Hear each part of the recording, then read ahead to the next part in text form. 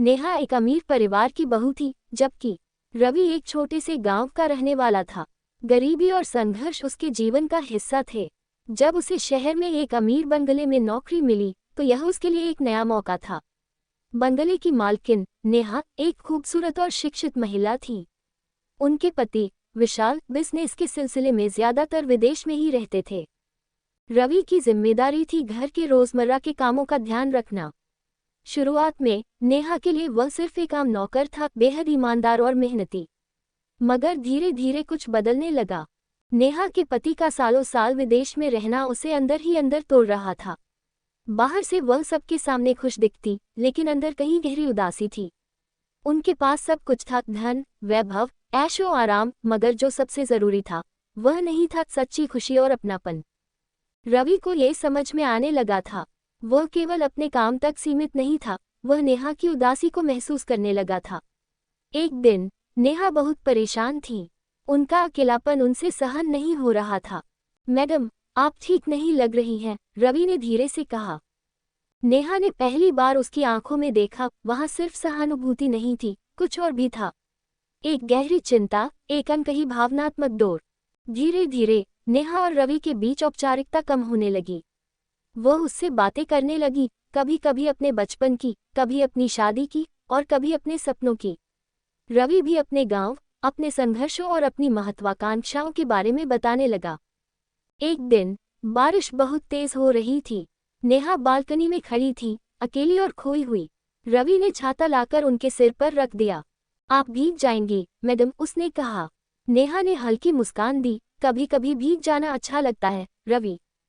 उस रात पहली बार रवि ने महसूस किया कि वह सिर्फ एक नौकर नहीं रहा। कुछ और था, कुछ ऐसा जिसे वह खुद समझ नहीं पा रहा था। रवि अब नेहा के लिए सिर्फ एक भरोसेमंद नौकर नहीं रहा था, बल्कि एक ऐसा शख्स था जिससे वह अपने दिल की बातें कह सकती थी। एक दिन जब नेहा बीमार पड़ी तो रवि ने दिन रात उनकी सेवा की। वह दवाइयां लाया, उनके पास बैठकर उनका ख्याल रखा। जब नेहा ने आंखें खोली तो उन्होंने रवि को सोफे पर सोते हुए पाया, उनकी दवाई पकड़े हुए।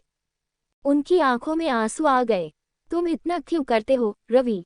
रवि ने नजरें झुका ली।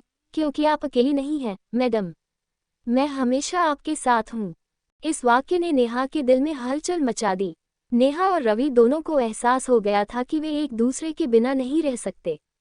मगर यह रिश्ता आसान नहीं था। समाज, परिवार और नेहा की शादी हर चीज उनके खिलाफ थी।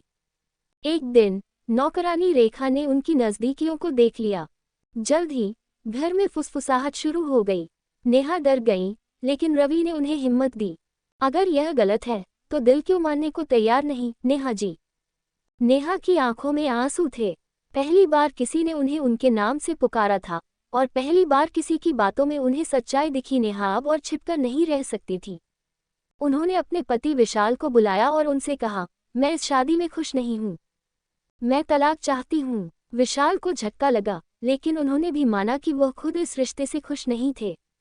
तलाक की प्रक्रिया शुरू हो गई, मगर नेहा और रवि के सामने एक और बड़ी चुनौती थी, समाज।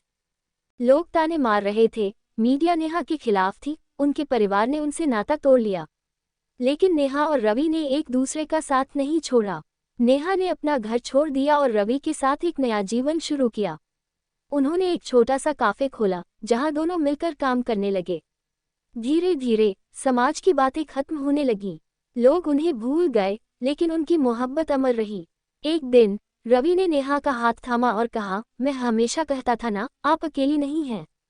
नेहा मुस्कुराई, और मैं हमेशा रहूंगी तुम्हारे साथ रवि।